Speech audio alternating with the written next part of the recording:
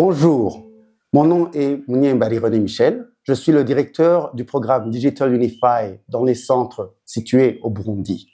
Dans le but d'augmenter les performances de nos centres, nous avons organisé une formation de formateurs dont les buts principaux étaient les suivants: la méthodologie Learning by Doing, la planification mensuelle et exécution, la tenue du centre et des listes de présence, les identifiants sur la plateforme STF Online Tool, les articles à publier et la mise à jour, bien sûr, des MOU.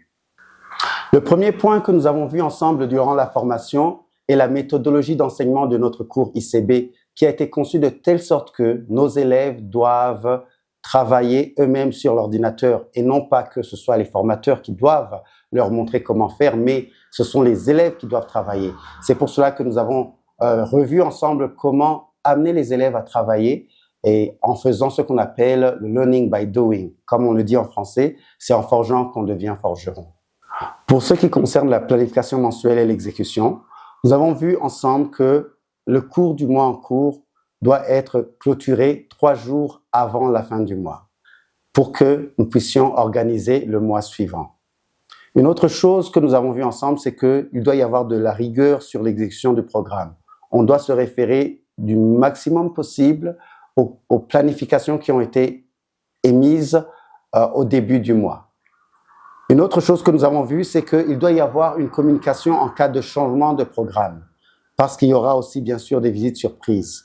Et une autre chose sur laquelle nous sommes attardés, c'est qu'on doit prendre des photos lors des remises de certificats, ce qui est très important pour les archivages.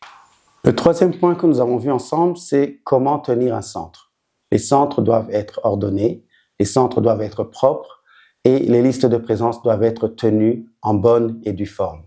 Le quatrième point que nous avons exploré ensemble, c'est la plateforme STF Online Tool. Là où nous avons vu que chaque formateur doit nécessairement avoir son identifiant et ne pas utiliser l'identifiant de quelqu'un d'autre.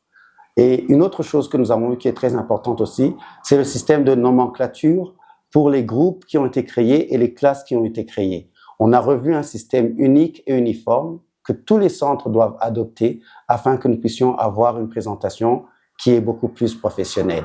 En 5e position, nous avons vu comment rédiger des histoires, des témoignages qu'on peut publier sur la plateforme et sur le site web de notre fondation. Et nous avons vu ensemble des témoignages qui sont déjà sur le site. Nous nous sommes inspirés de cela pour pouvoir voir comment recueillir des histoires que nous allons envoyer sur notre site.